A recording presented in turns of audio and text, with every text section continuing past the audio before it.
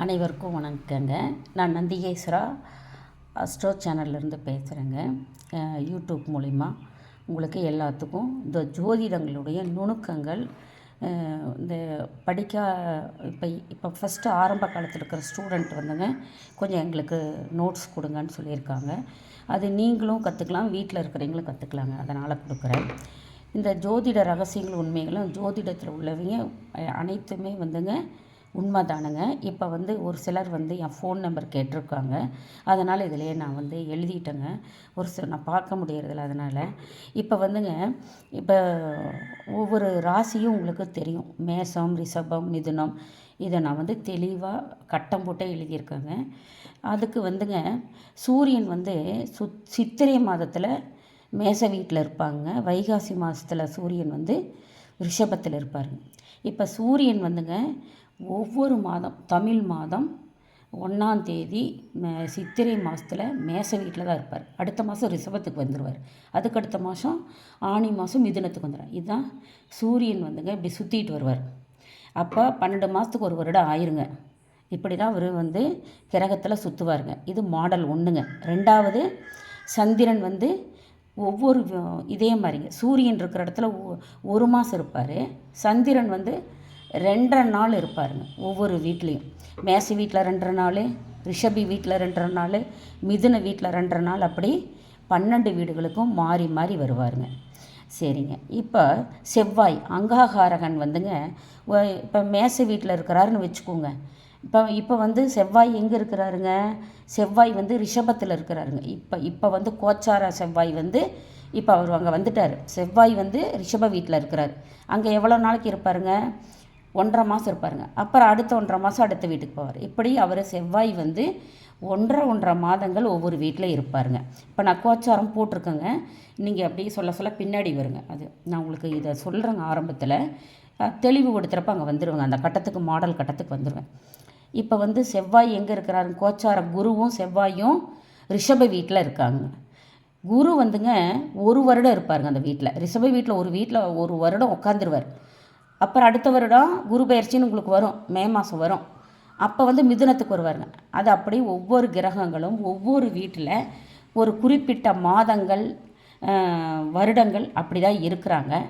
மாதத்தில் இருக்காங்க, வருடத்தில். ஆனால் நாள் அப்படின்னு சொன்னால் சந்திரன் மட்டுமே ஒரு வீட்டில் ஒரு பாவகத்தில் 2.5 நாள் தங்குறாருங்க. சரிங்க. இது தெளிவுபடுத்திட்டேங்க. அடுத்தது செவ்வாய் 1.5 மாதம் இருப்பாருங்களா? இப்போ எங்கே இருக்கிறாரு? ரிஷப வீட்லேயும் சொல்லி அடுத்த 1.5 மாதம் போனதையும் இப்போ மிதுனத்துக்கு வந்துடுவார். இப்படி அவங்க ரவுண்ட் அடிச்சிட்ருக்காங்க. சரி. புதன் 1 மாதம்தாங்க இருப்பார். சூரியன் மாதிரியே புதன் ஒவ்வொரு மாதத்துக்கு ஒரு வீட்டில் இருப்பார், ஒவ்வொரு பாவத்தில். இப்போ புதன் பகவான் எங்கே இருக்கிறாரு? சிம்ம வீட்டில் இருக்கிறார். சுக்கிரனோட சிம்ம வீட்டில் இருக்கார். கோச்சாரத்தில் இப்போ சிம்ம வீட்டில் புதன் பகவான் இருக்கிறார். இப்போ சிம்ம ராசி குழந்தைங்களாம் நல்லா படிப்பாங்க, அற்புதமாக படிப்பாங்க. சிம்ம வீட்டில் இருக்கிற சிம்ம ராசிக்காரங்க புதன் பகவான் அங்கே உட்காந்துருக்கறனால சிம்ம ராசிக்காரங்க நல்லா படிப்பாங்க. அந்த குழந்தைங்களாம் அருமையாக படிப்பாங்க. எக்ஸாம் இந்த டைமில் எழுதுனாங்கன்னா நல்லா எழுதுவாங்க, தேர்வில் வெற்றி பெறும். சுக்கிரனும் அங்கே தாங்க இருக்காங்க. சுக்கிரனும் 1 மாதம் தான் இருப்பாங்க. ஆனால் நாட்கள் வேறுபடும். சுக்கிரனும் புதனும் ஒரே நாளில் தவங்க மாட்டாங்க அடுத்த பாவத்துக்கு. புதன் எந்த தேதியில் வந்தாலும் அடுத்த மாதம் அந்த தேதியில் போயிடுவார். அதே சுக்கிரன் தான் அந்த மாதிரி வந்துடுவார். அப்புறம் கேது பகவான் இப்போ எங்கே இருக்கார்? கன்னி வீட்டில் உட்காந்துருக்கிறார். கோச்சாரப்படி கேது கன்னி வீட்டில் எவ்வளோ நாள் இருப்பார்? கேது 1.5 வருடம் உட்காந்துருப்பார். அதுக்கு நேர் சப்த பார்வையில் மீனத்தில் இருக்குது ராகு. அது 1.5 வருஷம் அங்கே உட்காந்துக்கும். ஆப்போசிட்டுங்க, 7ஆம் வீடு தாண்டி தான் ராகு இருப்பார். ராகுக்கு 7ஆம் வீட்டில் கேது இருப்பார். கேதுக்கும் ராகுக்கும் ஆப்போசிட்டுங்க. அவங்க 1.5 வருஷங்க ஒவ்வொரு வீட்டில் இருப்பாங்க. சனி பகவான் 2.5 வருஷம் இருப்பார். சனி பகவான் இப்போ கும்பத்தில் இருக்கிறாருங்க. ஆட்சி உச்ச வீட்டில் இருக்கிறாரு சனி பகவான். 2.5 வருடங்கள் ஒவ்வொரு வீட்டில் இருப்பாங்க. இது தாங்க கோச்சார கிரகத்தினுடைய வீடு, அந்த இருக்கிற இடம் நான் சொல்கிறேன். இப்போ குருவும் செவ்வாயும் ரிஷபத்தில் இருக்காங்க. இன்றைக்கி 5/8 இன்றைக்கி கோச்சார இது 5/8/24 உங்கள் செவ்வாயும் குருவும் ரிஷபத்தில் இருக்காங்க. சூரியனும் சந்திரனும் கடகத்தில் இருக்காங்க. சிம்மத்தில் சுக்கிரனும் புதனும் இருக்காங்க. கன்னி ராசியில் கேது இருக்குதுங்க. கும்பத்தில் சனி இருக்காங்க. சனி கிரகம் இருக்குது, ராகு வந்து மீனத்தில் இருக்காங்க. இது கோச்சாரம். சரி, இப்போ இதை வச்சுட்டு நம்ம பலன் வந்து சொல்ல முடியுங்களா? கோச்சாரத்தை வச்சு இப்போ ஒருத்தர் சொல்கிறார் ஜாதகம், இது ஜோதிட நுணுக்கங்க உங்களுக்கு. இப்போ வர பாயிண்ட்டுக்கு, இப்போ ராகு இருக்குதுங்க மீனத்தில், உங்களுக்கு தருது யோகம்னா தராதுங்க. சனி இருக்குது, அவங்க ஆட்சி வீடு, சனி இருக்குது அவங்க கட்டத்தில், அவங்க ஜனனகால ராசி கட்டத்தில் சனி அங்கே இருந்ததுன்னா கொடுப்பார். அதே மாதிரி குரு அங்கே உட்காந்துருக்கா, 5ஆம் வீட்டில் குரு, அங்கே குரு ரிஷப வீட்டில் இருக்கா. இப்போ 5ஆம் பார்வை எங்கே பார்ப்பாரு? கன்னி வீட்டை பார்ப்பாருங்க. 5ஆம் பார்வையாக நான் அப்புறம் சொல்கிறேங்க, அந்த விளக்கத்தை அப்புறம் கொண்டு வந்துடுறேங்க. உங்களுக்கு விளக்கமாக சொன்னேன்னா, ஜோதிடத்தில் வந்துங்க ஜாதக நோட்டில் அதே தப்பாயிருதுங்க. நான் அது நான் ஒரு வீடியோ போட்டிருக்கேன் நைட்டு. எப்படி போட்டிருக்கேன்னா, ஒரு ஹாஸ்பிட்டலில் அட்மிட் பண்ணுறாங்க ஒரு பெண்ணை. அவங்க வந்து டாக்டர் தொப்புள் பிறந்து விழுகுது. தொப்புள் கொடியை கட் பண்ணும்போது தாய்க்கும் குழந்தைக்கும் விழுந்ததையும் அநேகமாக கட் பண்ணிடுவாங்க, லேட் பண்ண மாட்டாங்க. அந்த தொப்புள் கொடி நறுக்கி தாயையும் குழந்தையும் பிரிக்கிற நேரம் மட்டுமே பிறந்த நேரமாக எடுத்துக்கொள்ளணும். அது ஜோதிடமே பொய்யா போயிடும். எப்படின்னா மறந்துடுவாங்க நர்ஸுங்கெல்லாம். ஒரு புதுசாக ஒரு என்ன சொல்கிறது, ட்ரைனிங் நர்ஸ் வராங்கன்னு வச்சுக்கோங்க. அவங்க தொப்புள் கொடி நறுக்கி இருப்பாங்க, குழந்தைய இந்த இதெல்லாம் இந்த கொடி கட் பண்ணி முடிச்சு போட்டோம். இப்போல்லாம் கிளிப் போட்டுறாங்க. கிளிப்பு முதல்ல முடிச்சு போட்டுருவாங்க. அப்போ வந்து அதையெல்லாம் முடிச்சு போட்டுட்டுங்க, அந்த ஒரு வினாடியில் கூட இது மாறுங்க. திதி மாறும், யோகங்கள் மாறும், கரணங்கள் மாறும். அந்த டைமில் அப்படி இருக்கிறவங்களுக்கே மாறும்போது கோச்சாரத்தை வச்சுட்டு ஜாதகம் சொன்னால் எப்படிங்க? எல்லாரும் ஒன்று கேட்குறீங்க. சரி, இப்போ கோச்சார குறிங்க இருக்குதுங்க. 5ஆம் வீட்டு பார்வையாக கன்னி வீட்டை பார்க்குதுங்க, 7ஆம் பார்வையாக விருச்சக வீட்டை பார்க்குது, 9ஆம் பார்வையாக மகர வீட்டை பார்க்குதுன்னா, அந்த அவங்களுக்கு ஜனனகால ஜாதகப்படி அந்த குரு எங்கே உட்காந்துருக்காங்க, அந்த கிரகங்கள் எங்கெங்கே உட்காந்துருக்கு, இதை வச்சு தான் பலன் சொல்லணுங்க. அதுவே தவறாகுது. என்ன காரணம்? நான் இந்த ரீசன் சொல்கிறேன். அது அவங்க வந்து 5 நிமிஷம் கழித்து ஒரு ஐயோ நம்ம கேட்டால் டைம் தெரியலையே, அப்போ இப்படி ஒரு அப்ராக்சிமேட்டாக ஒரு டைம் சொல்லுவாங்க. ஒரு 10 நிமிஷம் மறந்துருப்பாங்க டைமை குறித்து வைக்க. 10 நிமிஷம் ஆகிருக்குமா அப்படின்னு பக்கத்து நான் கண் கூட கண்டது. 10 நிமிஷம் ஆகிருக்குங்களா குழந்தை பிறந்து டேட் டைம் கேட்குறாங்க அப்படின்னு ஒரு 5 நிமிஷத்தை தாண்டி சொல்கிறாங்கன்னு வச்சுக்கோங்க, 5 நிமிஷம் முன்னாடி சொல்கிறாங்கன்னு வச்சுக்கோங்க. அந்த ஜாதகம் வந்து ஒரு சிலருக்கு அமையுங்க. ஏன்னா ஒரு சிலருக்கு அந்த திதி நட்சத்திரம் அந்த கரணம் யோகம் அந்த டைமுக்கு எல்லாம் ஒத்து வருங்க. ஏன்னா அந்த 1/2 மணி நேரத்துக்கு அது வந்துட்டுருக்கோம், அவங்களுக்கு ஓகே. ஆனால் அந்த பார்டரில் இருக்குல்ல டிகிரி வைஸாக அவங்களுக்கு மாறுதுன்னு வச்சுக்கோங்க. அந்த ஜாதகம் நம்ம சொல்லுவது உண்மையாகுமா? பொய்யாயிருங்க. ஜாதகம் மட்டுங்க இந்த கோச்சாரத்தை வச்சுக்கிட்டு ஜாதகம் கேட்டிங்கன்னா அது உங்களுக்கு அப்படி பார்த்தாங்க. இந்த பிரபஞ்சத்தில் மீனராசியில் எத்தனை பேர் பிறந்திருப்பாங்க, ரிஷபத்தில் எத்தனை பேர் பிறந்திருப்பாங்க, அப்படி ஒவ்வொரு ராசியிலும் கோடிக்கணக்கான பேர் பிறந்திருப்பாங்க. எல்லாரும் மாடி வீடு கட்டியிருக்காங்களா? நான் கேட்குறேன். மீன வீட்டுக்காரங்கள்லாம் மாடியில் தான் குடியிருக்காங்களா? ரிஷபராசிக்காரங்க எல்லாமே, நான் அந்த பாயிண்ட்டை அடிக்கடி உங்களுக்கு வந்து ஞாபகப்படுத்துகிறேன். அதனால் மனசில் வந்துங்க, நான் ஓப்பன் டாக்கு தாங்க, கோச்சுக்காதீங்க. ராசி பலன் வந்து சேனலில் சொல்கிறத வச்சுட்டு இன்றைக்கி லாட்ரி அடிக்கணும் வாங்கி அந்த காசை செலவு பண்ணாதீங்க. இன்றைக்கி உங்களுக்கு வந்து வண்டி வாகனம் வாங்கலாம் அப்படின்னு வண்டி வாகனம் வாங்கி அவங்களுக்கு வந்துங்க வண்டி வாங்க போங்க அப்படின்னு சொல்கிறாங்க அந்த ராசிப்படி. அங்கே வந்து கோச்சாரத்தில் அவருக்கு வந்து ராகு செவ்வாய் அன்றைக்கி ஒட்டி இருக்குதுன்னு வச்சுக்கோங்க, வாங்கிட்டு வரப்ப அடி விடுவேன். அவன் கோச்சார ராகு வந்து இப்போ எங்கே இருக்குது? கோச்சார ராகு மீன வீட்டில் இருக்குது. அவன் ராசியில் அங்கே வந்து செவ்வாய் இருக்குதுன்னு வச்சுக்கோங்க. அவன் ஜனனகால ராசியில் செவ்வாய் அங்கே வந்து மீன வீட்டில் உட்காந்துருக்கு. ராகு போய் அங்கே உட்கார போகுதுன்னு வச்சுக்கோங்க. அந்த டைமில் அது என்ன பண்ணும்? குரு பார்வை இல்லை என்றால் விழுவானா? அவன் சாக வேண்டாங்க, விழுவானா? காயம் பண்ணுவானா? அந்த வண்டி அபசோனமாக, அவன் வண்டிக்கு சேதமா? அந்த மாதிரிங்க கோச்சார பலன்கள் சொல்வது சரி, நான் தப்புன்னு சொல்லலை. ஆனால் அந்த பலன்களை எடுக்கும் விதம் ஒவ்வொரு ஜாதக கட்டக்காரங்களுக்கும் அதை வந்து பார்த்து தாங்க சொல்லணும். அது ராகு எங்கே இருக்குது, கேது எங்கே இருக்குது, சனி எங்கே இருக்குது, சூரியன் எங்கே இருக்குது, செவ்வாய் பகவான் எங்கே இருக்கிறாரு அந்த கட்டத்தில். ஒருத்தனுக்கு வந்து 7ல் சூரியன் உட்காந்துருக்கும் ஒரு பெண்மணிக்கு, ஒரு 7ஆம் பார்வையை பார்க்குதுன்னு சொல்கிறான், நல்லது அப்படின்னு சொல்ல முடியுங்களா நம்ம? 7ஆம் வீட்டில் சூரியன் பார்வை உழுகுது, குரு பார்க்குது. இப்போ குரு 7ஆம் பார்வையை பார்க்குது, 7ஆம் வீட்டில் சூரியன் இருக்குது, 7ஆம் பார்வையை குரு பார்க்குறாரு. அந்த தோஷங்களை நிவர்த்தி பண்ணாதாங்க ஆகும். அந்த மாதிரி குரு பார்த்தா எல்லாத்தையும் நல்லது பண்ணுறது இல்லைங்க. குரு பார்வை 100க்கு 70 தாங்க செய்யுது.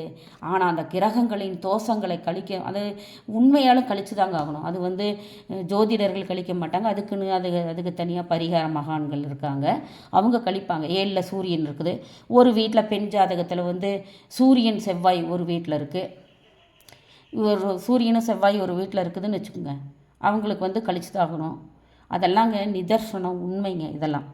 அதனால் ஜோதிடம் சொல்லுதுன்ட்டுங்க அந்த மாதிரி நடக்கிறது நிறைய பேர்த்துக்கு எனக்கு ஆகலை கேட்கல அப்படின்னா இதுதான் உண்மைங்க. ஐயோ அவங்க சொன்னாங்களே எனக்கு நல்லது நடக்கும். ஒருத்தர் எழுதுகிறார், நான் நேரம் கண் கூட பார்த்து, நீங்கள் சொல்கிறீங்க ஐயா எனக்கு இது நடக்கவே மாட்டேங்குது அப்படின்னு எழுதுகிறார். இதுதாங்க உண்மை. அப்புறம் இப்போ நான் இன்றைக்கி இப்போ சொல்லிட்டேன் மாடல். இப்போ போட்டிருக்கேன் என்னென்னா, மீனத்துக்கு சித்திரை, அதில் சூரிய பகவான் சொல்லிட்டேன், செவ்வாய் 1.5 மாதம் இருப்பார், சந்திரன் 2.25 நாள் இருப்பார், புதன் 1 மாதம் இருப்பார், குரு 1 வருடம் இருப்பார், சுக்கிரன் 1 மாதம் இருப்பார், சனி 2.5 மாதம். இப்போ இந்த கோச்சார வீடு பக்கத்தில் போட்டு காட்டியிருக்கேன், அந்தப்படி அவங்க அப்படியே தாண்டி வருவாங்க. இதுதாங்க இந்த மாடல் கட்டம். அடுத்தது இந்த ராசி ஒவ்வொரு இடத்துலையும் நான் எழுதுறீங்க, அந்த ராசி உங்களுக்கு தெரியும். இப்போ மாடல் ராசி கட்டம் போட்டிருக்கேன். அது எதுக்குன்னா, சரராசி எது, சிரராசி எது, உபயராசி எது, இந்த 4 காணருமே உங்களுக்கு உபயராசியை தான் வரும். மீன ராசி உபயராசிங்க, மிதுன ராசி உபயம், கன்னிராசி உபயம், தனுசு ராசி, இந்த 4 காணருமே உபயராசியாக வருங்க. அடுத்ததுங்க மேசராசி சரமாக வருங்க. இப்போ நம்ம அப்படி தான் எடுத்துக்கணும், சரத்துலேருந்து எடுத்துக்கணும். சரம் சிரம் உபயம், சரம் சிரம் உபயம், சரம் சிரம் உபயம், சரம் சிரம் உபயம், இப்படி ஒவ்வொரு ராசிக்கும் 3 இதாக வருங்க. சரிங்க, இது சரம் சிரம் உபயம் 3 பாட்டு தான். அடுத்ததுங்க இதுலேயே 4ஆக பிரிக்கிறோங்க. நெருப்பு, மேசராசி நெருப்பு, சிரத்துக்கு நிலம், அடுத்தது மேசம் ரிஷபத்துக்கு நிலராசிங்க, மிதுனத்துக்கு என்ன காற்று வருங்க, மிதுனத்துக்கு காற்று வருங்க. பாருங்கள், டவுன்லோட் பண்ணிக்கங்க படிக்கிற ஸ்டூடெண்ட்டு. பாருங்கள், இது உங்களுக்கு காற்று வரும். அடுத்து சரம் நீர் வரும். அப்படி 4 வரும், நெருப்பு நிலம் காற்று நீர், நெருப்பு நிலம் காற்று நீர், நெருப்பு நிலம் காற்று நீர். இப்போ இதை 3ஆக வருங்க, இது 4 பாகமாக வரும். 12 ராசி 3ஆக பிரிச்சிங்க 4ஆக வரும், இது 12 ராசி 4ஆக பிரித்தா 3ஆக வரும். இப்படி நீங்கள் எழுதிக்கணும். எழுதிட்டு இப்போ நெருப்பு ராசிகளையெல்லாம் நம்ம எடுக்கிறோம். இப்போ நெருப்பு ராசிகள்லாம் எது? மேசம், சிம்மம், தனுசு, இந்த 3 நெருப்பு ராசிங்க. இதை எழுதிக்கணும், நான் எழுதிக்கிட்டேன், தனியாக எழுதி வச்சுக்கணும். சரி, அடுத்து நிலராசி எது வரும்? ரிஷபம், நிலராசி ரிஷபம் வருங்க. அடுத்தது கன்னிராசி வரும் நிலராசியாக. அடுத்தது மகர ராசி நிலராசியாக வரும். சரி, அடுத்தது காற்று ராசியாக என்ன வருங்க? மிதுனம் வருங்க காற்று ராசியாக. அடுத்தது துலா ராசி வருங்க, கும்பராசி வருங்க. துலா. நீர் ராசி எதாவது வரும்? மீன ராசி வருங்க. அடுத்து கடக ராசி வரும், விருச்சக ராசி வரும். இப்போ இது இப்படி பாயிண்ட் போட்டு எழுதிக்கணும். இப்போ நெருப்பு ராசினா சரமாகவே வராதுங்க. பாருங்கள், நெருப்பு சரம் வருது, நெருப்பு சிரம் வருது, நெருப்பு உபயம் வருது. பார்த்திங்களா மாறுது? இதிலே பாருங்கள், நெருப்பு ராசிலேயே சரம் சிரம் என்ன வருதுங்க? சரம் சிரம் உபயம் வருது. சரராசியே நெருப்பாக இருக்காதுங்க. சரம் சிரம் நெருப்புலேயே 3 ராசிக்கு நெருப்பு வரும். அதே மாதிரி பாருங்கள், நிலராசி சிரம் இங்கே பாருங்கள், இங்கே ஒரு சிரம் இருக்குது நிலராசிக்கு, இங்கே உபயம் இருக்குது, இங்கே சரம் இருக்குது. சரம் சிரம் உபயம் அப்படி தான் வரும். பாருங்கள், காற்று ராசிக்கு பாருங்கள், இது உபய ராசியாக வருது, காற்று ராசி சரராசியாக வருது, சிரராசியாக வருது. அதனால் நிலத்துக்கும் சரம் சிரம் உபயம் வருங்க, நீருக்கும் சரம் சிரம் உபயம் வரும். அப்படி ஜோதிட மாணவர்கள் தெரிஞ்சுக்கணுங்க இதை. சரி, இப்போ வீட்டில் இருக்கிறவங்களும் பார்த்துக்கலாங்க, வீட்டில் இருக்கிறவங்களும் கற்றுக்கலாம். அவங்க வந்துங்க இந்த டைமுக்கு போய் கற்றுக்குறாங்க. வீட்டில் இருக்கிறவங்களும் கற்றுக்கலாம். ஸ்டூடெண்ட்டு எப்போ வேணாலும் இதை டவுன்லோட் பண்ணி வச்சுட்டு நீங்கள் பார்த்துக்கலாம். சரி, இந்த குணமெல்லாம் எப்படி இருக்கும்? குணம் சொல்கிறேங்க. சரத்துக்கு வந்துங்க நெருப்பு, சிரம், உபயம், இந்த 3 நெருப்பு. இந்த நெருப்பு எதுக்கு வருது? மேசம், சிம்ம, தனுசுக்கு வருதுங்க. சரி, இந்த சரம்னா எப்படி இருக்குன்னா, சரராசிக்கெல்லாங்க வேகமாக இருப்பாங்க. எந்த ஒரு செயலை செய்தாலும் அத்தி கோபம் வந்தாலும் வேகமாக இருக்கும். ஒரு வேலையை தொட்டாலும் அவங்க என்ன சொல்கிறது, ஃபாஸ்ட் அண்ட் ஃபாஸ்ட்டுங்க, அப்படியே அதி வேகங்க அவங்க. அப்போ அந்த ராசி பார்த்துக்கிட்டிங்கனாவே இது தெரியும். சரராசிக்காரங்களாம் வேகமாக இருப்பாங்க. அப்போ மேசராசி நெருப்பு ராசிக்காரங்க வேகமாக இருப்பாங்க. நெருப்பு ராசி மேசராசியாக வருது. அவங்க அதிவீரணம் வேகமாக இருப்பாங்க. சரி, சிரராசி நெருப்புக்கு எப்படின்னா அப்படியே மெதுவாக வீட்டு விளக்கு எரியுது இல்லைங்க, அதுதான் உதாரணம் எழுதியிருக்கேன். உங்களுக்கு நான் எப்படி சொல்கிற பக்குவம் புரியலைன்னா அதுக்கு நான் மாடலாக எழுதியிருக்கேன் பாருங்கள். சரராசி நெருப்பு வந்துங்க காட்டுத்தீ எப்படி வேகமாக போகுங்க. காட்டுத்தீ எவ்வளோ வேகமாக எரியுங்க. அது பிடிச்சதுன்னா சீக்கிரம் எங்கே காட்டு போகுது, எங்கே நிற்குது, எப்போ அணையும், அதெல்லாம் தெரியாது. அவ்வளோ வேகமாக போவாங்க. யார்? மேசராசிக்காரங்க. எல்லாத்தையும் கோபம் வந்தாலும் சரி, இன்பம் துன்பம், இன்பத்துலேயும் வேகமாக போவாங்க, துன்பத்துலேயும் வேகமாக. அப்படி அவங்க கேரக்டர் அப்படி தான் இருக்கும். நீங்கள் வேணாலும் ஆராய்ச்சி பண்ணி பாருங்கள். மேசராசிக்காரங்க எல்லாம் வேகமாக காட்டு தீ மாதிரி இருப்பாங்க. சரி, அவங்களாம் நெருப்பு ராசிக்காரங்க. உடம்பே உஷ்ணமாக தான் இருக்கும். அடுத்தது சிரம் நெருப்பு, சிம்மராசி. சிம்மராசிக்காரங்க கோவப்படுவாங்க, நியாயமான கோபமாக இருக்கும். சிம்மராசிக்காரங்கிட்டலாம் ரொம்ப ஸ்ட்ரிக்டாக இருக்கிறாங்கன்னு நினைக்காதீங்க. அவங்கக்கிட்ட தேவைக்கு அளவிட முடியாத அன்பு வச்சுருப்பாங்க. அவங்க நேர்மையாக இருப்பாங்க. அவங்க வந்து இந்த சிம்மராசிக்காரங்க ரொம்ப நேர்மையாக இருப்பாங்க. அவங்களுக்கு கோபம் வரும், ஆனால் செய்வது அனைத்துமே நல்ல என்ன சொல்கிறது, ஃபென்டாஸ்டிக்கான காரியமாக செய்வாங்க. சிம்மராசிக்காரங்களாம் பார்த்திங்கன்னா கோவப்படுவாங்க, பக்கத்தில் போகிறக்கே பயப்படுவோம். ஆனால் அவங்ககிட்ட உட்காந்து பழகிப்பாருங்க. சிம்மராசிக்காரங்கிட்டலாம் வீட்டு விளக்கு மாதிரி இருப்பாங்க. வீட்டு விளக்கு எப்படி எறிங்க? வீட்டில் விளக்கு அணைச்சிட்டிங்கன்னு எப்படி இருக்கும், வீட்டு விளக்கு எப்படி இருக்கும், அந்த மாதிரி தான் அவங்க உடைய கேரக்டர் இருக்கும். அவங்க ரொம்ப சாஃப்ட்டுங்க, ரொம்ப சாஃப்டாக இருப்பாங்க. ஆனால் பார்ப்பதற்கு சிங்கம் போல். சிங்கத்திட்ட பழகி பாருங்க, சிங்கத்திட்ட பழகி பாருங்கள். நாம் பழகலை. ஒரு சிலர் இதெல்லாம் போட்டு காட்டுறாங்க. ஒருத்தர் ஒரு குட்டி எடுத்து வளர்த்துறாங்க, உணவு கொடுக்குறாங்க. அது எப்போ வரும்னு தாய்மை உணர்வுடன் பார்த்துட்டு இருக்குமா. மிருகங்களுக்கு இருக்கிற பாசமெல்லாம் மனிதர்களுக்கு கிடையாதுங்க. நான் பழகின வரைக்குமே பார்த்துருக்கேன். மிருகங்கள் பழகிட்டாங்க. 10 வருஷம் கழித்து நீங்கள் போனீங்கன்னா கூட உங்களை தெரிஞ்சுக்குங்க அடையாளம். மனிதர்கள் தெரிஞ்சுக்க மாட்டாங்க, தெரிஞ்சுக்காத மாதிரி இருப்பாங்க. சிங்கம் ஒரு பெண்ணு ஒரு தடவைங்க வளர்த்திட்டு அது வனவிலங்குத்துறையை பிடிச்சிட்டு போயிடுது. அந்த சிங்கம் குட்டியாக இருந்து வளர்ந்துருச்சுங்க.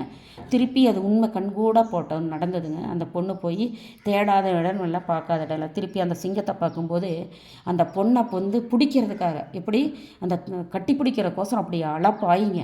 அப்புறம் எப்படியே நீ கூட்டு பிடிக்குங்க அந்த சிங்கம். அது சிங்கம் அப்படி அன்பை பரிமாறிக்குதுங்க.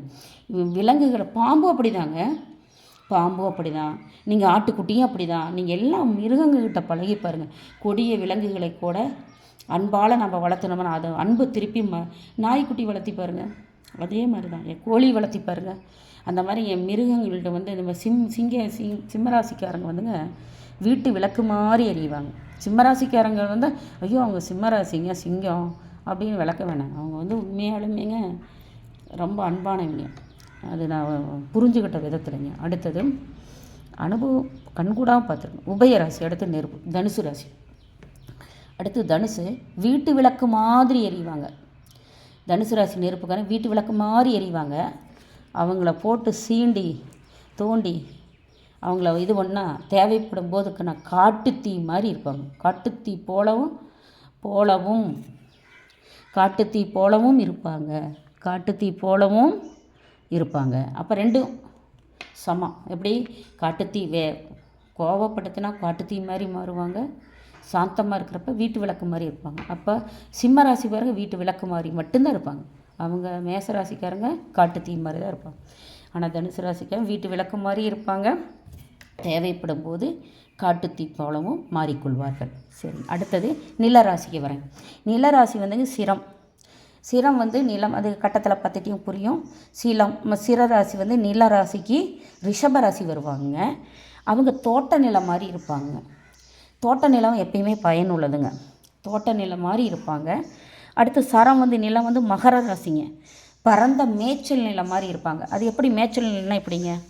மழை பெஞ்சா புல் முளைக்கும், விதை போடலாம், பயிரிடலாம்.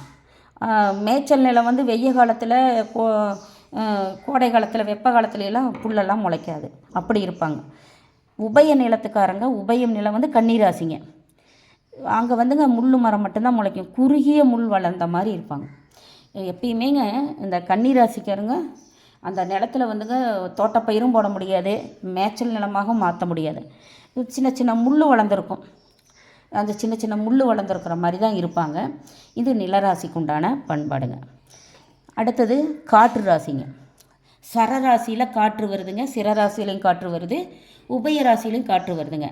சரத்துக்கு வந்து துளை. எப்பயுமே சரம்னு எடுத்துட்டிங்கன்னா அதிவேகங்க, அதிவேகமாக இருக்கும் சரம். இங்கே மாறி இருக்கும் பாருங்கள். சிரம் வந்துங்க நிலம், சிரராசிங்க. இது சிரம் நிலராசி, ரிஷபராசிங்க. தோட்ட நிலம் மாதிரி இருப்பாங்க. இது சிரம், இது ரெண்டும் மாறி இருக்குங்க. இது சிரம் வந்து சரமுடைய மாறி இருக்கு. ஏன்னா தோட்ட நிலம் ஃபஸ்ட்டு கொடுத்துட்டேங்க, அடுத்தது வந்து சரத்துக்கு வந்து ஃபஸ்ட்டு கொடுக்குற செகண்டாக கொடுத்துருக்கேன். பரந்த மேய்ச்சல் நிலம் மாதிரி இருப்பாங்க. உபய நிலம் வந்து கன்னிராசி குறிய முள் வடிவத்தில் இருப்பாங்க. அப்போ இது சரத்துக்கு வந்துங்க மகரம் வரும், சிரத்துக்கு வந்து ரிஷபராசி வரும். இது ரெண்டும் அப்படி மாற்றிக்கிங்க. சரமும், ஏன்னா இங்கே சிரம் கொடுத்துருக்கேன், இங்கே மட்டும் சிரத்தை ஃபஸ்ட்டு கொடுத்துருக்கேன், சரத்துக்கு ஏன் அப்படி கொடுத்தேன்னா மேசத்துக்கு அடுத்து ரிஷபம் கொண்டு வரலான்னு பார்த்துங்க. மேசம் ரிஷபம் அப்படி கொண்டு வரலான்னு பார்த்தீங்க, மிதுனம் கொண்டு வரலாம், அது வந்து ஒர்க் அவுட் ஆகலைங்க. அதனால் இப்படியே கொடுத்துறேன். சிரம் வந்துங்க நிலம், ரிஷபராசி தோட்ட நிலமாக இருப்பாங்க. சரம் பரந்த மேய்ச்சல் நிலமாக இருப்பாங்க. உபயராசி கன்னிராசி குறிய முள் மாதிரி இருப்பாங்க. இந்த இடத்துல மட்டும் பாயிண்ட்டு மாற்றிக்கிங்க. சரி, அடுத்தது காற்று ராசிங்க.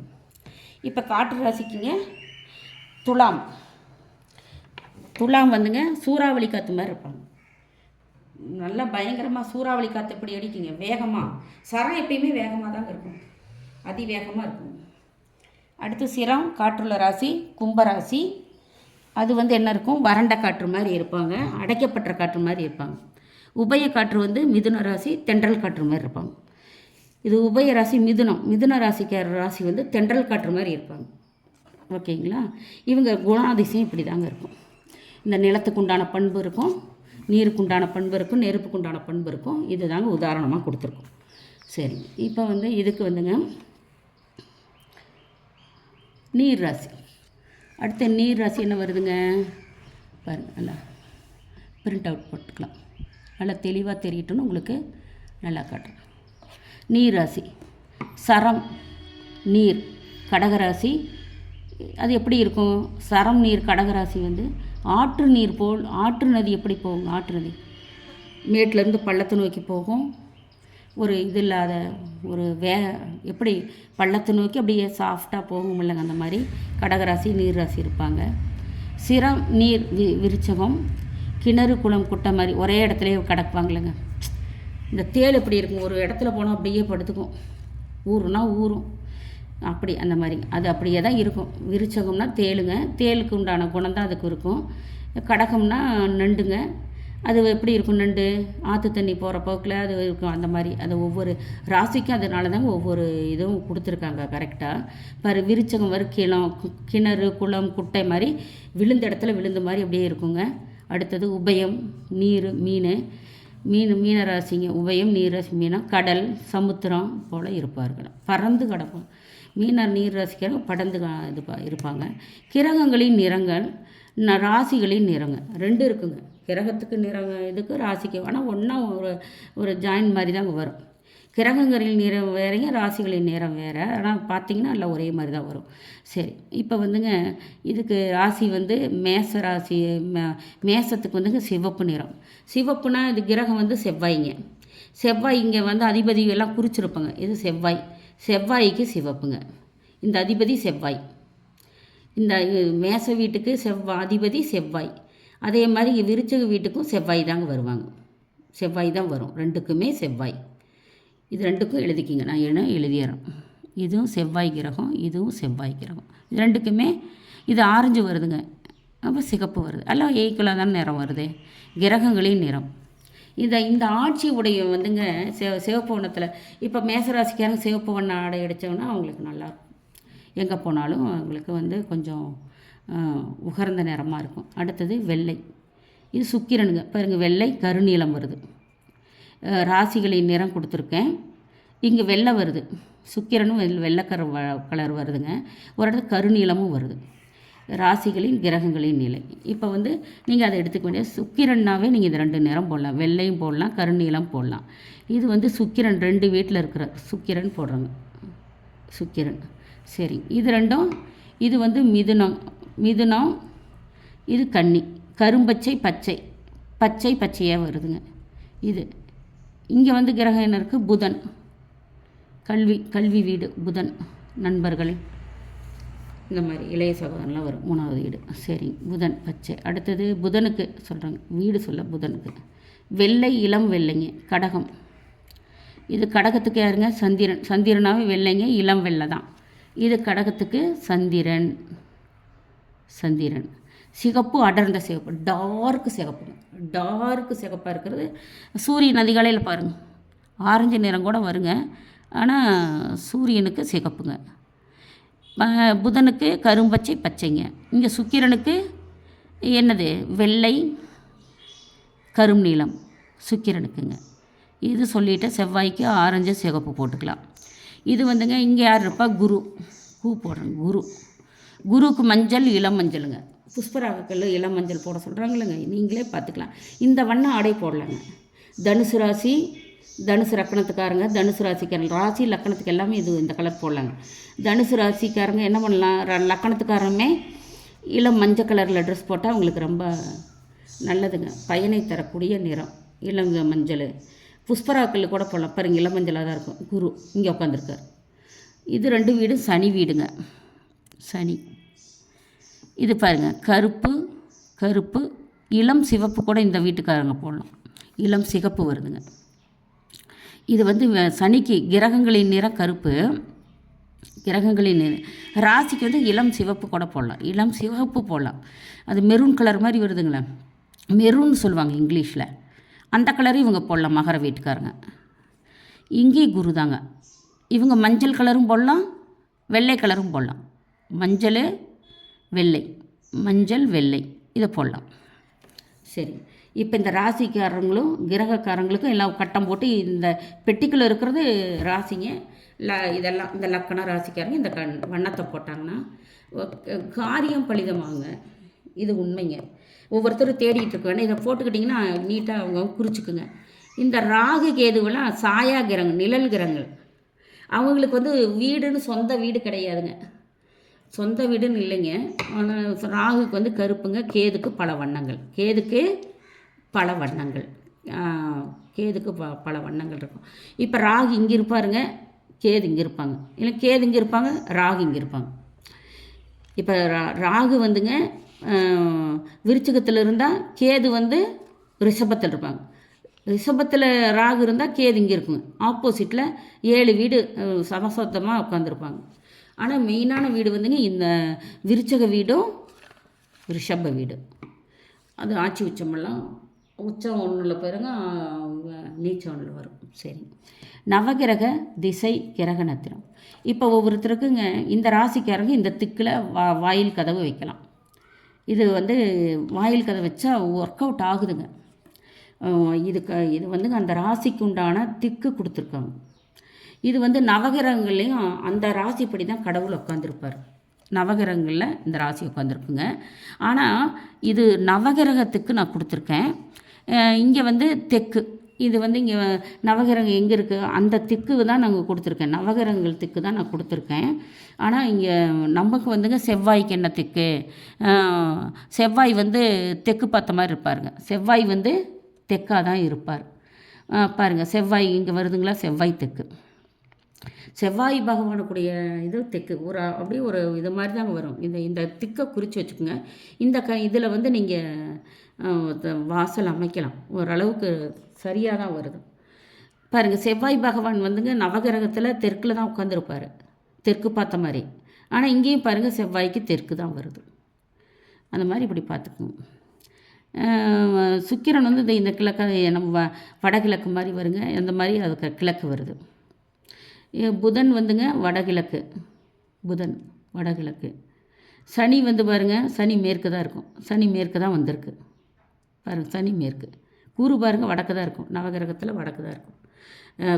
நவகிரகத்தில் பார்த்திங்கன்னா இது நவகிரகம் மாதிரி வரலைங்க, 3 வந்து வரும். இது இப்படி ராசி கட்டத்தில் போட்டிருக்கு, அதனால் குழப்பமாக இருக்கும். ஆனால் நவகிரகங்களில் வந்துங்க குருக்கு வந்துங்க வடக்கு தான் இங்கே இருப்பார். இப்போ 3 கிரகம் இங்கே இருக்கும், இப்படி வச்சுக்கோங்க.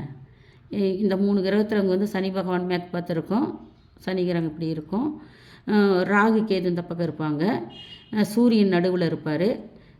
இங்கே வந்து குரு பகவான் இருப்பார். ஆனால் எல்லோரும் சிவன் கோயிலில் போய் தட்சிணாமூர்த்தி போய் வணங்குவாங்க. ஆனால் நவகிரகத்தில் இந்த பக்கம் இருப்பார், வடக்கு நோக்கி இருக்கிறது தான் குரு பகவான். இந்த பக்கம் இருப்பாங்க, செவ்வாய் இந்த பக்கம் இருக்கும். ஆனால் சிவாலயத்தில் இங்கே போய் இருக்கிறது தட்சிணாமூர்த்திங்க, இங்கே இருக்கிறது தட்சிணாமூர்த்தி. இங்கே நவகிரக கோளில் வடக்கு இருக்கிறது தாங்க இது, அதை தெரிஞ்சுக்கோங்க. சரிங்க. இப்போ வந்து நவகிரக திசையும் கிரக இது பாருங்கள். பவளம், மேசராசிக்காரங்க பவளம் போட்டால் நல்லதுங்க. எல்லாம் வெள்ளியில் போடுங்க, வெள்ளியில் போட்டோங்க ரொம்ப விசேஷமாக இருக்கும். மோதிர விரல். ரிஷபராசிக்காரங்க ரிஷபம் வைரம் போடுங்க, திசை குடிச்சிருக்கேன் கீழே.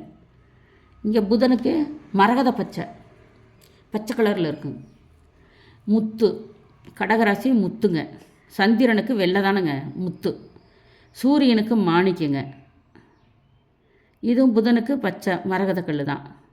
சுக்கிரனுக்கு வைரந்தாங்க, சுக்கிரனுக்கு 2க்குமே வைரந்தான். செவ்வாய்க்கு 2க்குமே பவளம், சிகப்பு கலர் பாருங்கள், பவளம். சிவப்பு கல்லும் வச்சுக்கலாம், பவளம் வச்சுக்கலாம். குருவுக்கு புஷ்பராகம் மஞ்சள் நிறத்தில் இருக்கும், இளம் மஞ்சள். கனக புஷ்பராகம் வேறு கலரில் இருக்குங்க, லைட்டு மஞ்சள் கலரில் இருக்கும். சனிக்கு வந்துங்க நீலக்கல். 7.5 சனிக்கெல்லாம் நடந்ததுன்னா நீலக்கல் வச்சு போட்டுக்கலாம் யார் வேணாலும். இவங்க தான் இந்த இதுன்னு இல்லை, 7.5 நடக்கிறவங்க எல்லாருமேங்க நீலக்கல் வச்சு போட்டுக்கலாம். இது வந்துங்க இது அடிப்படை. இப்போ வந்து ஒரு குழந்தை ஜாதகம் படிக்கிற ஸ்டூடெண்ட்டுக்காக நான் இதை போட்டேங்க. ஒருத்தர் வந்து 2-3 பேர் கேட்டாங்க என்கிட்ட, ஒரு 6-7 பேரே கேட்டாங்க. வாட்ஸ்அப் இதில் கேட்டாங்க, ஃபோன் மூலியமாகவும் கேட்டாங்க. மேடம் எனக்கு கொஞ்சம் அப்படி புரிகிற மாதிரி சொல்லுங்கள், எனக்கு தடுமாட்டமாக இருக்குனாங்க. அதனால் வந்துங்க இதை டவுன்லோட் பண்ணுறதுக்காகவே நான் போட்டேங்க. வீட்டில் இருக்கிறவங்களும் புரிஞ்சுக்குவீங்களே, தெரிஞ்சவங்களுக்கு விட்டுருங்க. நான் பதிவிடுறது ஒவ்வொரு வீடியோவிலையும் இதே தாங்க சொல்கிறேன். ஒவ்வொருத்தருக்குமே நான் சொல்கிறது என்னென்னா, தெரியாதவங்களுக்கு தாங்க இது. இப்போ ஒரு பெரிய ஜோதிடம் சொல்கிறவங்க இதை போய் இந்த வீடியோ பார்த்தாருன்னா என்ன நினைப்பார், இதுதானவா அப்படின்னு. நான் கற்றறியாத குழந்தைகளுக்கு சொல்லித்தரேங்க. ஜாதகம்னு என்னானே தெரியாது, ஜோதிடம்னு என்னான்னு தெரியாதவங்களுக்கு தான் இந்த பதிவுங்க. நான் கற்றுணர்ந்த ஜோதிட மகான்களுக்கு இது போடலைங்க. நானே அவங்ககிட்ட கற்றுக்கிற விஷயங்கள் நிறையா இருக்குது. நான் கூட ஒரு தப்பு பண்ணலாங்க, அதை நான் சொன்னால் ஓகேங்க சார் நான் கடைபிடிக்கிறேன்னு தான் சொல்லியிருக்கேன். ஒருத்தர் சொன்னார், பாவகாதிபதி வந்து 8ஆம் வீட்டில் இருந்தாலும் அது இது. ஓகேங்க சார், நன்றிங்க சார், நான் தெரிஞ்சுக்கிட்டேங்க சார்ன்னு தான் சொன்னேன்.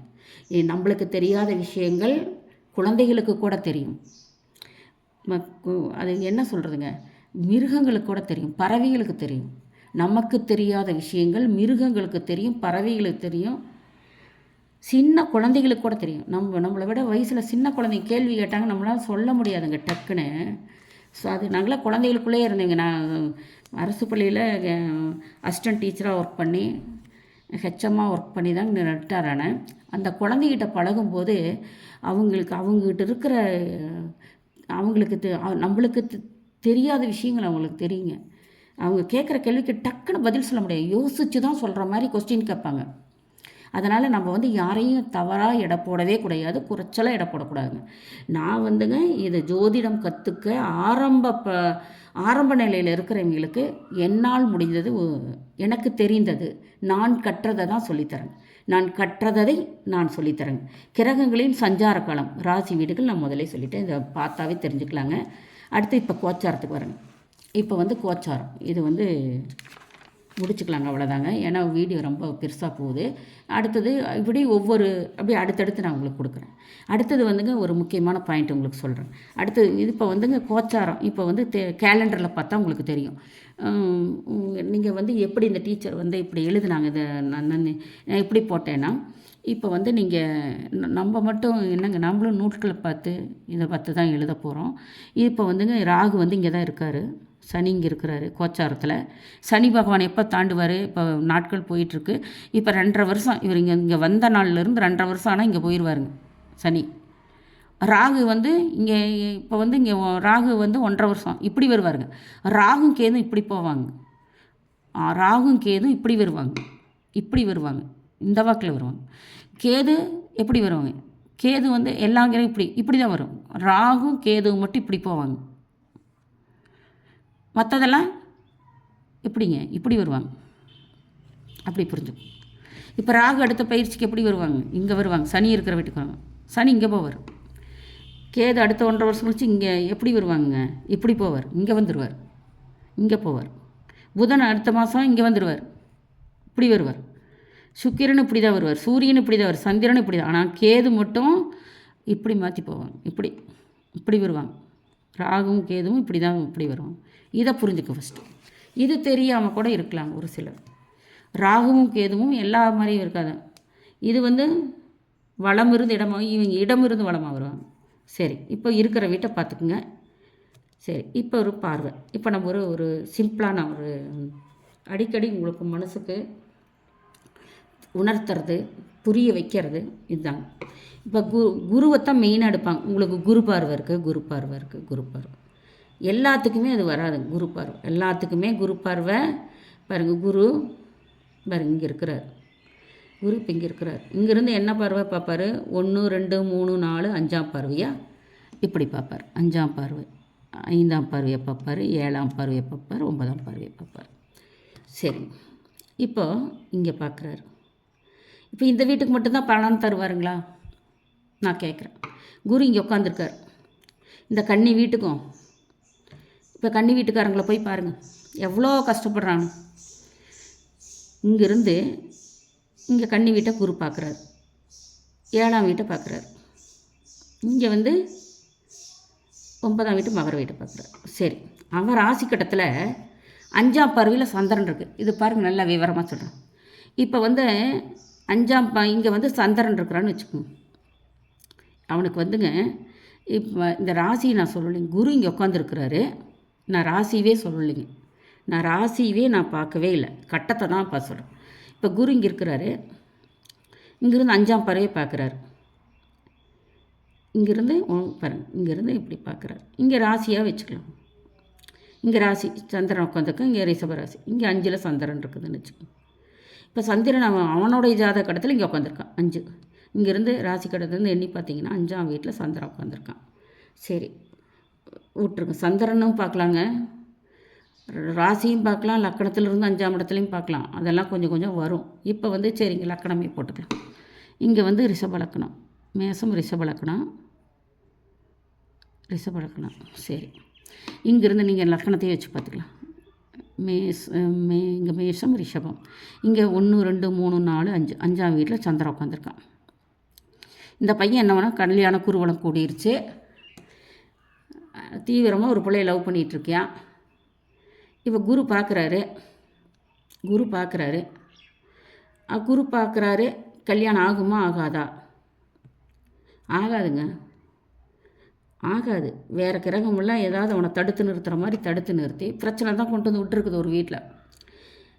ஓடவும் முடியல. அந்த புள்ள வந்து என்னை கல்யாணம் பண்ணிக்கன்னு தொல்லை பண்ணுது. இந்த பையன் வந்து கல்யாணம் பண்ணிக்கிறாங்கிறான், வீட்டில் விட மாட்டேங்கிறான்.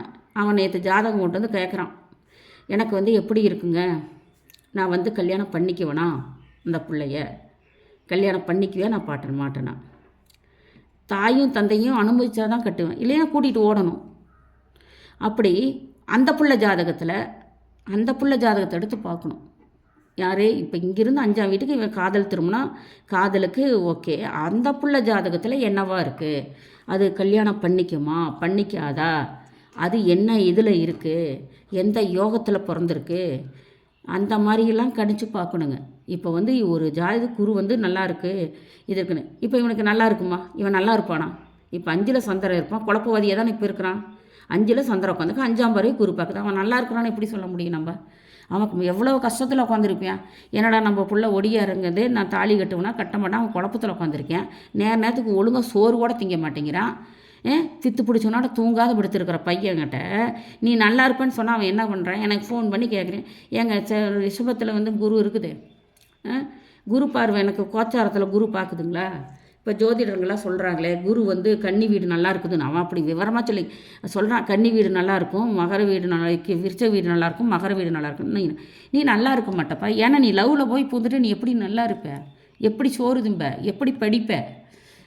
படிக்க வேண்டிய காலத்தில் படிக்காமல் இந்த லவ்வில் போய் சிக்கிக்கிட்டா அவன் என்ன பண்ணு நினச்சிட்ருப்பான்? இதையவே நினச்சிக்கிட்டு உடம்பும் உருகித்தாண்டா போயிருப்பேன், இழைச்சி போயிட்டேன், நீ 2 கிலோவாவது குறைஞ்சிதாண்டா இருப்பேன். அந்த மாதிரிங்க அவங்க ஜாதகத்தில் என்ன கிரகங்கள் அங்கே அமர்ந்துருக்குது, என்ன கிரகங்களை இப்போ இது 7ஆம் வீடாக இருக்குதுன்னு வச்சுக்கோங்க. குரு இங்கே வந்துட்டார், அவன் எங்கேயாவது வேறு ராசியில் இருப்பான். இப்போ ராசி வந்து இங்கே இருக்குதுன்னு வச்சுக்கோங்க. இப்போ அவனுக்கு 7ஆம் வீடாக வருதுன்னு, இங்கே ராசி இருக்குது, இங்கே செவ்வாய் இருக்குதுன்னு வச்சுக்கோங்க. இங்கே வந்து 1 2 3 4 5 6 7 7ஆம் இடத்துல ஒரு பெண்ணுக்கு வந்து சூரியன் இருக்குதுன்னு வச்சுக்கோங்க, சனி இருக்குதுன்னு வச்சுக்கோங்க, குரு பார்த்துக்குதுன்னு வச்சுக்கோங்க. குரு பார்த்தா அவனுக்கு அந்த பிள்ளைக்கு உடனே கல்யாணம் ஆகணும்ல. எத்தனை முறை அந்த குரு பார்த்துருப்பார் அந்த பிள்ளைய? இப்போ வருடத்துக்கு ஒரு முறை வருதுங்க. குரு வந்து 5ஆம் பார்வையை பார்த்துருக்கலாம், 7ஆம் பார்வையை பார்த்துருக்கலாம், அந்த பிள்ளை 9ஆம் பார்வையை பார்த்துருக்கேன். ஏன் கல்யாணம் ஆகலை? நான் கேட்குற கொஸ்டின் இதுதாங்க. இப்போ குரு வந்து 5ஆம் பார்வையை அந்த பிள்ளையை பார்த்துருக்கலாம்ல. இப்போ அந்த பிள்ளைக்கு வயசு 34 வயசு. 34 வயசில் ஒரு 20லேருந்து அவளுக்கு கல்யாணம் பண்ணலாம்லங்க. ஒரு பெண்மணிக்கு 21லேருந்து கல்யாணம் பண்ணலாம். 34 வருஷம் ஆச்சு. இப்போ ஒரு தடவை வந்திருக்குமில்ல, அந்த குரு வந்து ஒரு சுற்றி இருக்குமில்ல. வருஷத்துக்கு ஒன்றுனா 12 வருஷம் ஆயிடுச்சுல. 34 வருஷம் ஒரு பெண்மணிக்கு 20லேயே கல்யாணம் பண்ணலாம். 21 வச்சுக்கோங்க. நம்ம ரூல்ஸ் படி 21 அந்த பிள்ளை கல்யாணம் பண்ணுறோன்னு வச்சுக்கோங்க. ஒரு நல்ல வளர்ச்சியான பிற்பாடு 21 34 பாருங்கள், 12 கட்டம் வந்திருப்பார்ல, தாண்டி வந்திருப்பார். ஏன் கல்யாணம் ஆகலை? இப்போ குரு வந்து 5ஆம் பார்வையும் பார்த்துட்டு போயிருக்கும், 7ஆம் பார்வையும் பார்த்துட்டு போயிருக்கும், 12ஆம். அந்த மாதிரிங்க இந்த ஜோதிடத்தில் நுணுக்கங்கள் நிறையா இருக்குங்க. அவங்கவுங்க ஜாதகத்தை பார்த்து அந்த கிரகங்கள் எப்படி அமைஞ்சிருக்கு அப்படி பார்த்து பலன் சொல்கிறபடி தாங்க இருக்கும். குரு 5 7 9ஆம் பார்வையை பார்க்கும், செவ்வாய் 4 7 8 பார்க்கும், சனி 3 7 10 பார்க்குங்க, சூரியன் சந்திரன் புதன் வெள்ளி 7ஆம் பார்வையை பார்ப்பாங்க. சனி வந்துங்க முன்பின் பார்வையை பார்க்கும். சனி வந்துங்க இப்படி முன்பின் பார்வையை பார்க்கும், அப்படி பார்க்கும். சனி முன்பின் பார்வையாகவும் பார்க்கும். 3 7 10 சனி வந்து 3 7 10 பார்க்கும். அந்த முன்பின் பார்வையும் பார்க்கும். 3 7 10 பார்வை. மற்ற கிரகங்கள் 7ஆம் பார்வையாக பார்க்குங்க. இதுதாங்க ஜோதிட சூட்சமங்கள். இப்படியே ஒவ்வொன்றும் விரிவாக நான் உங்களுக்கு சொல்கிறேன். ஸ்டூடெண்ட்டுங்க இதை வந்து குறித்து வச்சுக்கோங்க. இன்னொரு முக்கியமானதுங்க உங்களுக்கு நான் மறந்துட்டேன். இப்போ அந்த பாயிண்ட்டுக்கு வரேன். இப்போ வந்து ஒவ்வொரு ராசிக்குங்க 8ஆம் அதிபதிங்க 6ஆம் அதிபதியா 8ஆம் அதிபதியா யாரோ ஒருத்தர் வந்துங்க அவங்களுக்கு வந்து திசைகளின் மறைவு ஸ்தானத்தை கொடுப்பாங்கன்னு சொல்லியிருக்கேன். இப்போ ஒவ்வொன்றுக்கும் இது கொடுத்துருந்தேங்க. இந்த பாயிண்ட் போட்டு உங்களுக்கு கொடுத்தேன். அதை வந்து நோட் பண்ணியிருந்தீங்கன்னா உங்களுக்கு புரியும். அதனுடைய இது வந்து முக்கியமானதாக இருக்குங்க. நான் 6ஆம் ராசிக்கட்டி இது முக்கியமான பாயிண்ட்டாக உங்களுக்கு கொடுத்துருந்தேங்க. இதை வந்துங்க வரக்கூடாத திசைகள் தசாவும் புத்திகள்னு கொடுத்துருப்பேன். ஒவ்வொரு தசாவுக்கும் எது வந்து பகை கிரகம்னு கொடுத்துருப்பேன். பாருங்கள், இதை நோட் பண்ணிக்கோங்க. இது ரொம்ப முக்கியங்க. வீட்டில் இருக்கிறவங்களுக்கு கூட முக்கியங்க, குழப்பம் வேண்டாம். இப்போ மேசராசிக்காரங்களுக்கு வந்துங்க 6ஆம் பார்வையே என்ன வருங்க? இது நான் உங்களுக்கு சொன்னேன். 6ஆம் பார்வையே புதன் வருங்க. 8ஆம் பார்வை செவ்வாய் கிரகம். சரி, இப்போ புதன் தான் உங்களுக்கு வந்து பாதகத்தை செய்யும், அதிகமாக பாதகத்தை செய்யும் 6ஆம் பார்வை. இந்த புதன் தசாவில் புதனுக்கு எது பகை? புதன் தசாவுக்கு எந்த புக்தி பகை அப்படின்னு நான் ஒரு விவரம் கொடுத்துருக்கேங்க. ஒரு யூடியூப் இது போட்டிருக்கேன், நான் ஒரு பதிவு விட்டுருக்கேன். அதை வந்து நீங்கள் அடுத்த தடவை உங்களுக்கு நோட் பண்ணி சொல்கிறேன். அந்த தசா காலத்தில் இப்போ பாருங்கள், சுக்கிரன்னா சூரியன் வந்து பகையாக வரும், சூரியன்னா சுக்கிரன் பகையாக வருவாருங்க. அந்த மாதிரிங்க ஒவ்வொன்றுக்கும் ஒவ்வொன்று பகைன்னு நான் கொடுத்துருப்பேன் நான். அதே பாருங்கள், இப்போ வந்து புதனுக்கு இந்த புதன் தசாவில் அந்த புத்தி வந்துன்னா ரொம்ப கவனமாக இருந்துக்கணுங்க ஜாதகத்துக்காரங்க. இதுதாங்க ஜோதிட சூட்சமங்கிறது. இதுதான் பாருங்கண்ணே. இதை குறிச்சிக்கிட்டிங்கன்னா மேசராசிக்கு புதன் தசா வந்துன்னா ரொம்ப ஜாக்கிரதையாக இருக்கணுங்க. அந்த புதன் தசாவில் புதனே தசாவே கஷ்டத்தை கொடுக்கும். அதை விட அதுக்கு ஆப்போசிட்டு பகையான புக்தி வந்துன்னு வச்சுக்கோங்க, ரொம்ப கஷ்டப்படுத்துங்க. அதுவும் 6ஆம் 8ஆம் 2 ஒரே திசையாக வந்துருச்சுன்னு வச்சுக்கோங்க, இப்போ இது வந்து ஆறாம் தசையாக புதன் வருதுங்க. 8ஆம் தசை செவ்வாய் தசை வந்ததுன்னா அவங்களுக்கு ரொம்ப மாரகத்தை கூட இது பண்ணுங்க. இப்போ வந்து புதன் தசாவில் செவ்வாய் புத்தி வருது. செவ்வாய் புத்தியில் புதன் தசை வருதுன்னா கூட அது அவங்க அது அது வந்துங்க கொஞ்சம் பார்த்து நம்ம சொல்லணும். இந்த குரு எப்படி எந்த இடத்துல உட்காந்துருக்காரு அதை கொஞ்சம் பார்த்து சொல்லணும். ராகு எங்கே உட்காந்துருக்கிறார் பார்க்கணும். செவ்வாய் எங்கே உட்காந்துருக்காரு. செவ்வாய் ராகு ஒரு வீட்டில் உட்காந்துருக்கக்கூடாது அப்போ அந்த டைமில். புரியுதுங்களா? இந்த புதன் தசா போகும்போது செவ்வாய் 8ஆம் வீட்டில் இருந்து அங்கே ராகு போகக்கூடாதுங்க. இது சோதிட இதுதான் ஜோச்சமாக. புரியுதுங்களா? மேசத்தில் 6ஆம் புதன் வந்து ரொம்ப கஷ்டப்படுத்தும். 8ஆம் இடத்துல செவ்வாய் இருக்குது. இங்கே ராகு போய் சேரக்கூடாது. புரியுதுங்களா? செவ்வாய் ராகு இணையக்கூடாது. இங்கே இப்போ வந்து கோச்சாரப்படி ராகு அந்த செவ்வாய் வீட்டோட இணையக்கூடாது. இந்த புதனுக்கு பகை புத்தி. இங்கே வந்துங்க சுக்கிரனுக்கு சூரிய புத்தி பகை, சூரிய புத்திக்கு சுக்கிர தசா பகை, இப்படி ஆப்போசிட்டில் மாற்றி மாற்றி பண்ணிக்கணுங்க. செவ்வாய்க்காகாத புக்தி வருங்க. செவ்வாய் தசா வந்ததுன்னா அது எது பகை அப்படி வந்து நான் உங்களுக்கு ஒரு இது போட்டிருக்கிறேங்க. நான் ஒரு பதிவு விட்டுருக்கேன், அதை குறிச்சிக்குங்க. அப்போ வந்து நீங்கள் தனுசு ராசிக்கான சுக்கரம் வருதுன்னு வச்சுக்கோங்க. சுக்கரனுக்கு எது பகை. இப்போ இந்த சுக்கரதசா நடக்கும்போது எந்த பையனும் கிடைக்கான்னு சொல்லிட்டேன். அதில் புக்தி வருங்க பகையாக. அந்த காலகட்டத்தில் அவங்களுக்கு ரொம்ப ரொம்ப கஷ்டத்தை கொடுக்கும். அந்த பதிவெல்லாம் பாருங்கள். இந்த தசாவுக்கு இந்த புத்தி பகைன்னு கொடுத்துருக்கேன். அப்போ நோட் பண்ணி வச்சுக்கோங்க. எல்லாத்துக்குமேங்க அது ஜென்ரலானது. அவங்க ஜாதகத்தில் சுக்கரதசா கண்டிப்பாக வரும். சுக்கரதசா வராதுங்க, புக்தி மாறி மாறி வரும். தசா ஒருத்தருக்கு சுக்கிரன்னா சுக்கிரன் 20 வருடம் ஓடும். 20 வருடம் சுக்கிரதசாவே தான் வரும். ஆனால் புக்திகள் மாறும். அப்போ சுக்கிரனுக்கு பகை புத்தி சூரிய புத்தி வரக்கூடாதுங்க. சுக்கிரதசாக்காரங்களுக்கு சூரிய புத்தி வரக்கூடாது. புரியுதுங்களா? இந்த மாதிரி தான் நான் கொடுத்துருப்பேன். அந்த எந்த தசாவுக்கு எந்த புத்தி பகை அதை நோட் பண்ணி வச்சுக்கோங்க. உங்களுக்கு எந்த தசா நடக்குது, புரியுதுங்களா? இப்போ கேது தசா ஒருத்தருக்கு நடக்குதுன்னு வச்சுக்கோங்க. கேது தசா நடக்கும்போதுங்க அவருக்கு வந்து எந்த புத்தி பகை. அதை கேது தசா 7 வருடம், அது 7 வருடம் முடிச்சா அடுத்து சுக்கரதசா வரும். அப்போ சுக்கரதசா வரும்போது அவருக்கு எது பகை, கேது தசாவுக்கு எது பகை. இவ்வளோ டீட்டெயில் இருக்குங்க. இவ்வளோ டீட்டெயில் இருக்கிறத நான் தெளிவாக கொடுத்துருக்கேன். அதை வந்து நீங்கள் ஒவ்வொன்றும் நோட் பண்ணிங்கன்னா நீங்களே புரிஞ்சுக்குவீங்க. புதன் தசாவுக்கு எது பகை, அந்த புதன் தசா அவங்களுக்கு வரணுங்க. சுக்கிர தசா அவங்களுக்கு வரணும். சுக்கிர தசா வந்து அந்த வருடங்கள் முடியுதுன்னு இருக்குங்க. இதெல்லாம் கேது தசா சுக்கிர தசா அப்படி வருதில்லைங்க. அது எல்லாமே 100 கூட்டினா 120 வருடம் வரும். அதுக்கு நான் அதை வந்து தனியாகவே ஒரு திருப்பியும் கூட போடுறேங்க. கேட்டிங்கன்னா நான் திருப்பியும் கூட போடுறேன். இந்த தசாவுக்கு இந்த வருடம் இத்தனை வருடங்கள் அதெல்லாம் போட்டுங்க. இந்த தசாவுக்கு இது பகை, இந்த தசாவுக்கு இது பகை அப்படின்னு நான் உங்களுக்கு போட்டுறேன் நான். ஆனால் எல்லாத்துக்கும் வருங்க.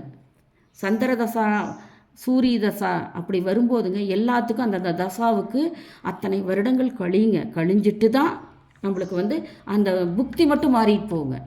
தசா அப்படியே தான் இருக்கும். புரியுதுங்களா? இப்போ சந்திர தசாவில் தொடங்கும்போது சந்திர தசாவுக்கு சந்திர புத்தி தான் ஃபஸ்ட்டு வருங்க. அது சந்திர புத்தி வந்து அவங்களுக்கு நட்பாக இருக்கும். சந்திர தசா வந்து பகையாக இருக்கும்.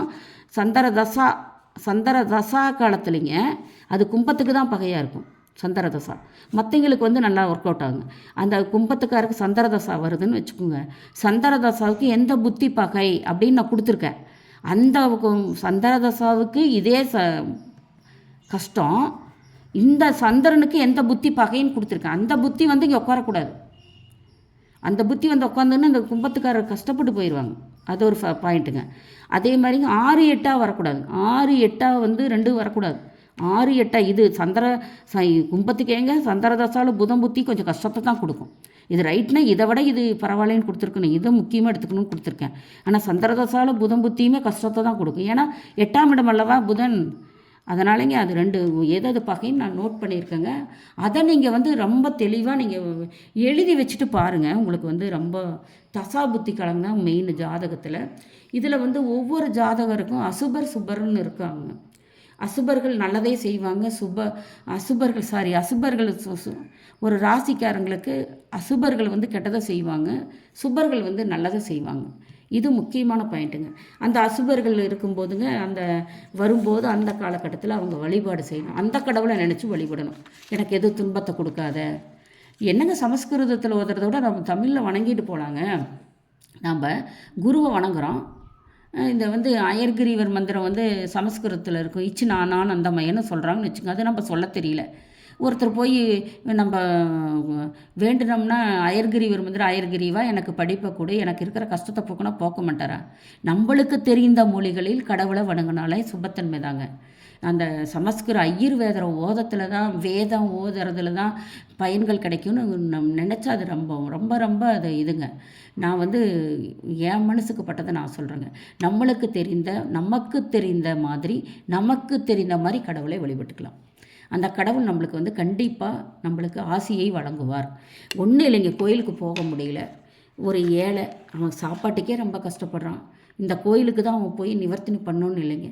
அந்த கடவுளை நினச்சி நிந்தனை செய்தாவே அவனுக்கு கஷ்டங்கள் குறையுங்க. அந்த சோதிட சூட்சம கடவுளை கண்டுபிடிக்கணும் நம்ம. அந்த சோதிடத்தில் அவருக்கு எந்த கடவுளை நம்ம பிடிக்கணும், அந்த கடவுளை பிடிக்கணுங்க. எதிர்கடவுளை பிடிச்சா கஷ்டம்தான். அவன் வீட்டில் உட்காந்துட்டே கும்பிடலாம்.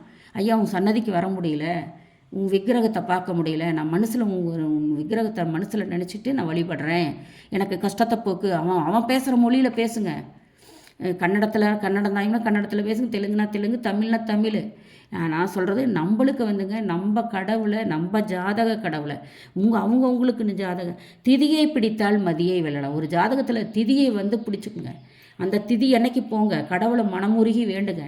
அது எந்த கடவுளுக்கு போனால் அந்த கடவுளை வந்து மனசால் வீட்டில் உட்காந்துட்டு வழிபடுங்க.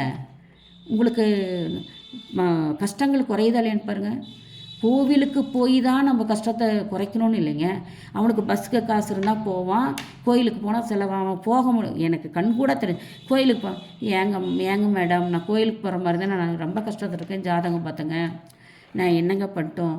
நீங்கள் இந்த கடவுளை வீட்டிலே உட்காந்துட்டு வழிபடுப்பா. குளிச்சுட்டு சுத்தபத்தமாக ஒரு துணி, அழுக்கு துணி துவைச்சி போடு. சாமி ரூமு வேண்டாம், நீ நினச்சி நீ வணங்கு, உனக்கு எல்லா கஷ்டங்களும் தீரும். இதை அதை களின்னு அது இருக்குதுங்க. கழிக்கிறதும் இருக்குது, நான் அதெல்லாம் எதுவும் சொல்ல. கழிக்கிறதும் இருக்குது, அதையும் கழிக்கணும். நான் ஒரு சின்ன விஷயத்துக்கெல்லாம் கோவிலுக்கு போங்கன்னா அவங்க போகிறவங்க போக முடியுங்க, போகாதவங்க என்ன செய்வாங்க? அந்த போக முடியாதவங்களுக்கு இந்த வாசகத்தை நான் உங்களுக்கு சொல்கிறேங்க. நான் போகிறவங்களுக்கு சொல்லலைங்க, ஏன் போகிறீங்கன்னு கேட்கல. என்னோடய வாசகத்தில் நிறைய பொருள் படுங்க, அது நல்லா உன்னிப்பாக கேளுங்க. நான் போகிறவங்கள போக வேண்டாம்னு சொல்லவே கிடையாது. ரொம்ப வாழ்க்கையில் கஷ்டப்படுறேங்கன்னு ஒருத்தர் ஜாதகம் பார்த்துட்டுங்க, உண்மையிலேயே ஜாதகம் பார்க்க சொன்னாங்க, பார்த்தேன். அவர் சொன்னார், நான் இங்கே கோயிலுக்கு போகிறேன், நான் நிறையா அப்படி பார்த்துட்டுங்க, என்னால் முடியலைங்க மேடம். அப்போ சொன்னேன், நான் கோவிலுக்கே போக வேண்டாங்க, இந்த கடவுளை நீங்கள் வழிபடுங்க. உங்கள் ஜாதகத்துக்கு யோக கடவுளை வணங்குங்க, கர்ணக்கடவுளை வணங்குங்க, திதி கடவுளை வணங்குங்க. உங்கள் குலதெய்வத்தை வணங்குங்க, தாய் தந்தையரை வணங்குங்க. தாய் தந்தையர் எவர் ஒருவர் மதித்து வணங்குகின்றாரோ, தாய் தாங்க முதற்கடவுள். அது வந்து அரக்கியாக கூட இருக்கலாம், எந்த தாயும் அரக்கி இல்லை. அவனுக்கு அரக்கியாக தோன்றினார் கூட தாய் அவளுக்கு நல்லதை மட்டுமே தருவாங்க. தாய் தாங்க உன்னத கடவுள். எவர் ஒருவரும் தாயை வணங்குங்க, தந்தையை வணங்குங்க. நல்லா படிங்க. ஜாதகம் என்னங்க, ஜாதகத்தையும் மிஞ்சலாங்க, படிங்க. தாய் தந்தையரை போட்டுருங்க. ஏங்க ஒரே பாயிண்ட் என் மனசில் இருக்கிறத ஓப்பனாக சொல்கிறேங்க. தாயை வந்துங்க ரொம்ப வயதான காலத்தில் ஒரு வேளை சாப்பாடு போடுறப்பங்க, அது எப்படி சொல்கிறதுக்கு எனக்கு வார்த்தைகள் வரல. நான் கண் கூட பார்த்துங்க, அந்த உணவு அழிக்காமல் கூட இருந்துக்கலாங்க. அவங்க வயசான தண்ணி குடிச்சிட்டு கூட தண்ணி குடிச்சிட்டு ஒரு வாரம் இருக்கலாங்க. ஒரு வேளை சோத்தை போட்டுட்டு தகாத வார்த்தைகள் பேசிட்டு ஒரு சோறு போடுறது, அது போடாமையே இருந்துக்கலாங்க. நீங்கள் பசிக்கும்போது உங்களை சுமந்த தாய் அவங்களுக்கு மனப்பூர்வமாக அன்போடு கொடுங்க, கொஞ்சமாக கொடுங்க. உங்களுக்கு வசதி இல்லை, கொஞ்சமாக கொடுங்க. நீ சாப்பிட்ற சாப்பாட்டில் கொஞ்சம் கொடுங்க. எப்பயுமே தாய் தந்தையர்கள் வந்து தவிக்க விட்டுறாதீங்க. அதுவே உங்களுக்கு ஜாதகத்தில் வந்துங்க தோஷங்களை உண்டாக்கும். எவன் ஒருவன் தாய் தந்தையரை வந்து மனதால் வருத்தப்பட வைக்கிறாங்களோ அவங்களுக்கு தோஷங்கள் வருங்க. அவங்க குழந்தைகளுக்கு வரும், அவங்க பேர குழந்தைகளுக்கு வரும். அதனாலங்க தாய் தந்தையரை வணங்குங்க. இருபாலாருக்குமே சொல்கிறேங்க. அவங்க அம்மாவும் அப்பாவும் உங்களுக்கு கடவுள் தான், மனைவியினுடைய அம்மா அப்பாவும் கணவனுக்கு கடவுள் தான், கணவனுடைய அம்மா அப்பாவும் மனைவிக்கு கடவுள் தான். நான் 2 பேத்துக்கு ஜென்ரலாக தாங்க சொல்கிறேன்.